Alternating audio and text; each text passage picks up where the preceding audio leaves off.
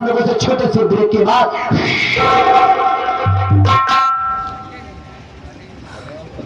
दोस्तों एक जिला रीवा है। जिला रीवा ग्राम जगापुर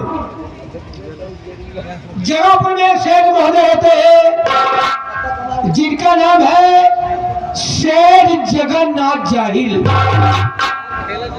शेर जगन्नाथ जाहिल जी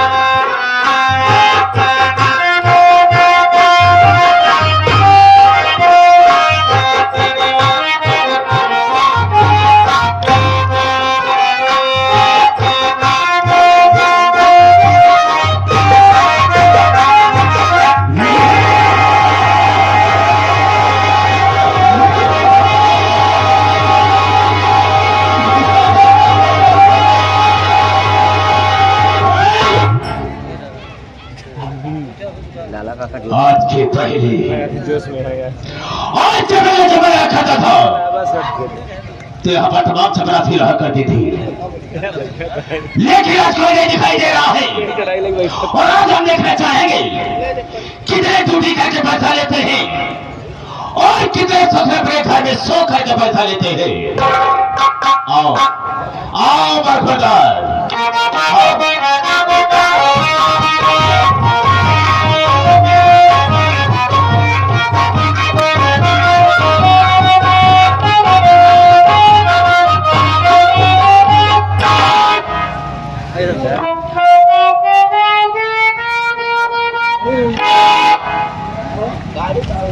देरी हो गई, आशा पैसा की बिलाजमान हो गए हैं। बहुत डर लगा था बाबू आज बहुत खूंखार आनी बातें बाबू गोली चार्ज के दे था हमका कोई दर मार डाय से कईयों मतलब हम मर चुका ही रहा। जब मर जाए जब भगवान किए जाए ना हुए जो भगवान है हमार संपर्की निकल जाए। पहले हमारे उनके न्यूता हकारी होत रहा है, लेकिन तनिक तनिक बार में टिन पुनः हमारे दुआरे छोड़ दे। लेकिन मानदान हमारा तो नहीं बना बा। अगर भूले भर के कब दुआरे पहुंच जाई थी ना तो छूछ लोटा पानी लेके जरूर दौड़ा थी। मिलब देखा का होता सितारे हिंद कर तुम्हारा सरकार को वाला हमेशा खुश नजर बख्शे मेहरबानी घंटाला वफादारी सबक सीखा है। ये हाथ है जिससे आपका नमक खाया है। क्या हुआ के सरकार किया तो एक दफे गोली और दो दफे दो गोली और तीन दफे लग तो बात कर दूंगा। डर गया साला लो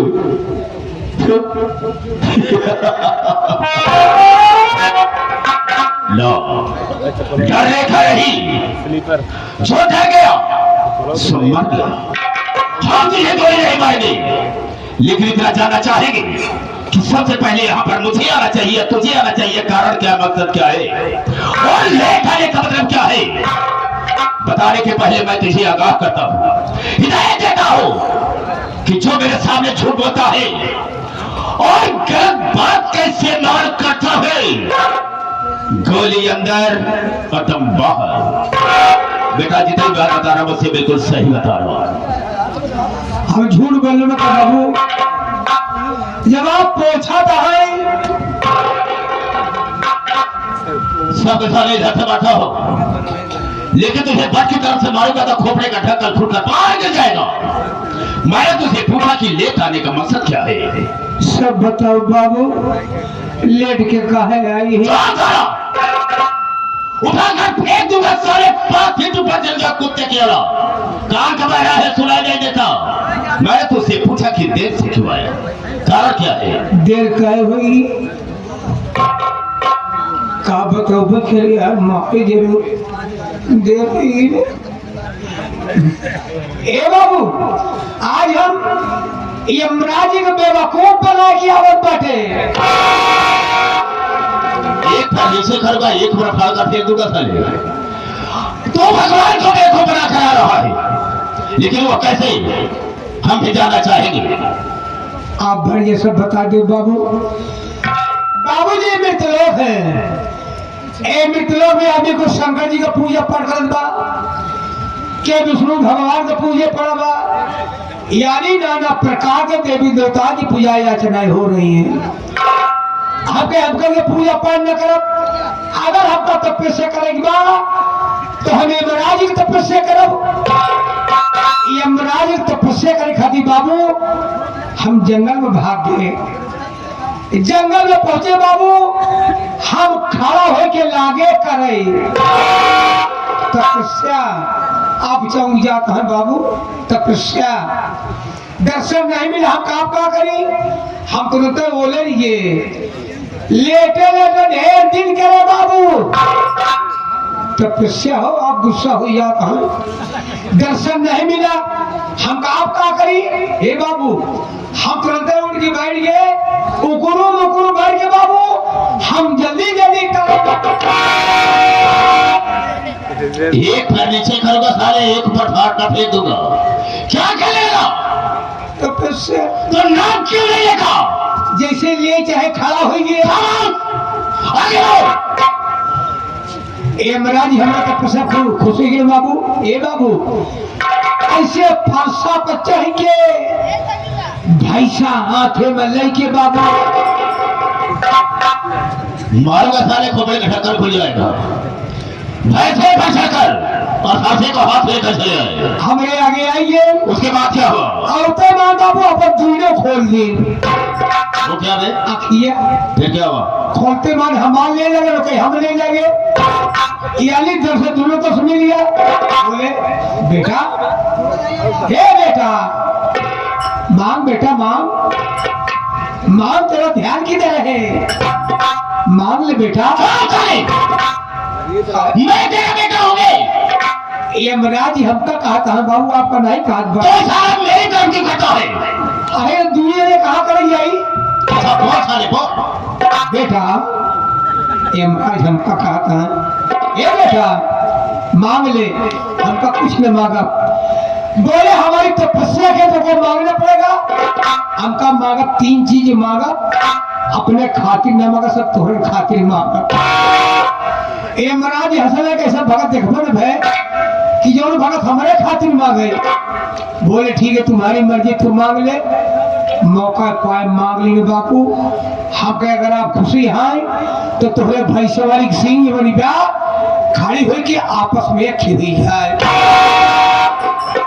ए बाबू कहते बात, इतनी मोर सिंह इतनी बड़ी, एक ही भैंसों बीचों बीच खोपड़िया पे खिहोई कर गई। बोले दूसरा बंदा मांगो क्या नाम? हम कहे अगर आप खुशी हैं तो आज आप इस सिंह के ऊपर बैठ जाए। यमराज हक बकाइए, सिंह पर कैसे बैठे, लेकिन हारी बा जंजाल फंसा बनिया का कर शब्द करे बाबू। पता नहीं क्या सोचे यमराज जी, उन्हें सिंह पर जाके ऐसे हाथ से बैठे न गए। हिसाब किताब बदलैला, ऐसे हाथन जी भी निकली या वो दी वही पे छटपटा ताकत है। गा अब गा गा गा गा गा गा गा गा आता है। अरे मांग, अरे तीसरा मांग मांग। हम कहे मंगता तरफ का कहूँ जाता का कल जागना नहीं जाता बा। मौका पर तीसरा मांग लिए बाबू। हम कहे अगर आप खुशी हैं तो तोरे भैंसा वाली सिंह जैसे रही वैसे फिर हुई जा लाल सिंह अलग हो लागे चाचा फैला गई बोले बड़ा बदतमीज है बे सूअर की औलाद भागे भागे भागे जब कहने भाग में इतने में मोर रखिए खुल गई एक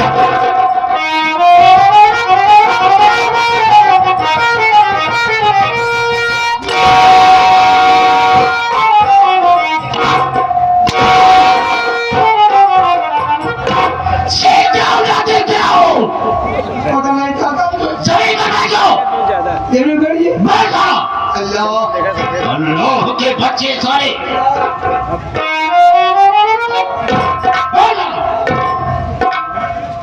अब इसके लिए मुझे पानी की भी व्यवस्था कर रहा हूँ सारे नीति में छाए आखिर मार है और सुन गई बात जब मैं भाइयों से बात करूंगा तो बीच में बोल कर डिस्टर्ब नहीं करेगा हाँ हाँ बिल्कुल नहीं बोलेगा आप बोले हम साहब बोले कह दिया नहीं बोलेगा चुप नहीं बोलेगा कभी जा सकती मना की हम बोल पढ़ाई हाँ हाँ यार मेरे दोस्तों मेरे साथियों एवं माता और बहनों ये नचीर गुलाम मास्टर दुर्गेश पांडे का परिवार आप सबका हार्दिक स्वागत करता है। दोस्तों आप सब जमीन पर बैठे हैं साथियों एक जमींदार के हैसियत से हैं और हम सब इस चौकी पर हैं चौकीदार के हैसियत से हैं। हम सबका परम कर्तव्य होता है आप सबकी सेवा करना। आप लोग कोमल कोमल कदमों को कष्ट देते हुए और अनमोल को होते हुए ये हमारे मास्टर दुर्गेश पांडे की पार्टी को देखने के लिए आए। वैसे दोस्तों बात होती है सोने के लिए आराम करने के लिए लेकिन आप सब अपनी नींद हराम करके बैठे हैं तो वैसे तो नहीं कह सकता हूं वादा तो नहीं करूंगा लेकिन मैं ऐसा करूंगा कि आप सबकी नींद हराम नहीं होगी। दोस्तों आप सबका शांति का सहयोग हम लोगों की सफलता होगी। ज्यादा न कह करते हम अपने बात को यह पर विराम देते हैं और कहानी पर आते हैं। तो सबसे पहले मैं अपना परिचय बता देना ज्यादा बेहतर एवं मुनासिब समझता हूं। रास्ता चलने वालों को रास्ता दबाना है और सब भाइयों के कदमों में मेरा प्रणाम है। गला से तो बचे निकालू और सीधे जोड़ी का हाथ पर पानी निकाल दो। मेरे दिल में कई समुद्र उठा दो और चलती हुई जहाज का लंगर संभाल दो। सूरत है मेरे नाम की इस सारे जहान में और शेरों के छक्के छूटे हैं जगन्नाथ जाहिल के नाम। ये जगन्नाथ जाहिल 420 for 20 हेलो मिस्टर। दोस्तों आप सबसे अपना नाम बता दिया लेकिन मेरा ठिकाना कहाँ है मैं रहने वाला कहाँ का हूँ। रास्ता खड़े हो जाओ। हाँ तो दोस्तों जिला रीवा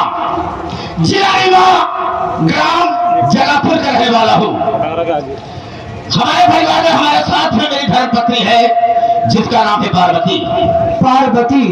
हाँ सर लेकिन दोस्तों वो पार्वती मेरी बीवी औरत नहीं है। नहीं वो दूसरी औरत है। एक कैसे पहली शादी मेरी हुई थी जिला बांदा ग्राम बाबूनगर में। वही का रहने वाला था एक राम लखन उसी की बहन थी जिसका नाम था कविता से मेरी शादी तय हो गई और राम लखन ने दहेज में 1 लाख रुपया और 4 चक्का गाड़ी देने को कहा था। बारात लेकर गया।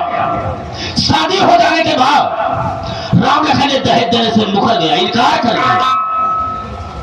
अपनी कुछ समस्याएं बताने लगा कि हमारे सामने से ये मजबूरी है, इसलिए हम आपको दहेज नहीं दे सकते हैं, लेकिन हाँ इतना कहेंगे कि आप मेरी बहन कविता को लेकर के अपने घर जाएं, हम आपका दहेज आपके घर तक पहुंचा देंगे। ईमानदार थे बाबू। मैंने उसकी समस्याओं को समझा और कविता को लेकर घर आ गया।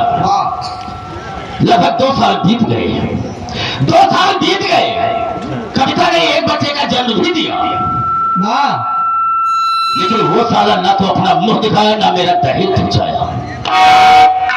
राफर जी मैंने अपने बेटे का नाम क्या रखा है तुम्हें मालूम नहीं होगा। बिना बताए क्या जानेंगे? मेरे बेटे का नाम है कंसराज। कंसराज, हाँ, अच्छा नाम है।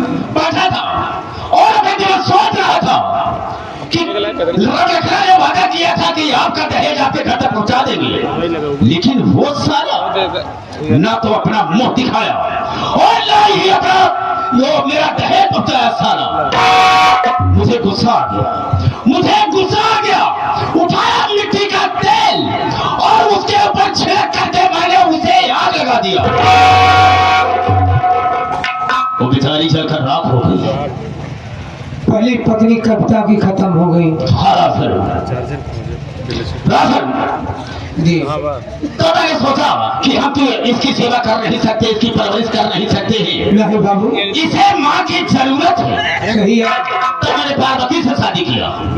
पार्वती जब से मेरे घर में आई, मेरे बेटे कंसराज की देखभाल अच्छी तरह से करती रही। अरे क्यों नहीं बात होगी? लेकिन एक बात और बताना चाहूंगा तो क्या? कि पार्वती ने भी एक बेटे का जन्म दिया है। दूसरी बीवी आपकी? हाँ। वाह, उस बच्चे का नाम मैंने बहुत प्यार से रखा है संतोष कुमार। संतोष कुमार, हाँ राफर, अच्छा नाम है। राफर मेरा बेटा कंसराज धीरे धीरे सयाना हो गया। मैं देता हूँ ये भी। मैंने अपने दिल में सोचा कि हम अपने बेटे की शादी कर दें ताकि अपनी जिंदगी को चैन से बिता सके। मैंने अपने बेटे कंसराज की शादी बहुत बड़े घर में किया। बहुत सारा मुझे दहेज मिला है। हाँ मिला हुई बाबू। बहुत खूबसूरत हमारी बहू है, लेकिन तुम्हें मालूम नहीं होगा कि मेरी बहू का नाम क्या है। आप मुझे बताए क्या जानेंगे? बहुत अच्छा नाम है उसका। क्या नाम है? मेरी बहू का नाम है कलजुगही देवी। कलजुगही देवी, हाँ रामधर, अच्छा नाम है। और जिस तरह से उसका नाम है उसी तरह से काम काम हो। रामधन कुछ समय के बाद कलजुगही देवी ने भी एक बच्ची का जन्म दिया। अरे हाँ, अरे वाह, जिसका नाम मैंने रखा है शिखा। शिखा, हाँ, शिखा बेटी को जब तक मैं देखता नहीं हूँ मुझे तसल्ली नहीं मिलती है। अरे आपकी नकली है ना? क्यों नहीं हाँ। रामधन मेरा बेटा कंसराज अपने परिवार के साथ में रह करके अपनी जिंदगी को बिता रहा है, जरूर। लेकिन जो संतोषवा है वो ठीक काम नहीं किया है। वो क्या नहीं किया? वो ठीक काम ये नहीं किया है कि एक दानगर की ठोकर खाने वाले भिखारन से वो ससुर शादी कर लिया और इस समाज में मेरी बेइज्जती की है। आप बेइज्जती खराब हुई है आपका? अबे इज्जत खराब हो गई या बेइज्जती खराब हो गई? आप इज्जत गई? कहाँ गई? लोग बाग उंगलियां उठाते होंगे। हाँ बिल्कुल नहीं कहा। भाई गरीब घर की लड़की आकर आप अपने घर में बिठाए हुए हो। बेशक इसलिए मेरी बेइज्जती हो रही है, चारों तरफ इज्जत गंवाई थी। लेकिन रामधन हमेशा खट्टाई नहीं होने देंगे। हाँ। कभी नहीं होने देंगे। ना तो हम चैन से उसे रोटी खाने देंगे और न ही चैन से जिंदगी जीने देंगे। हम उसे बर्बाद कर देंगे। ये रहा जगन्नाथ जाहिल का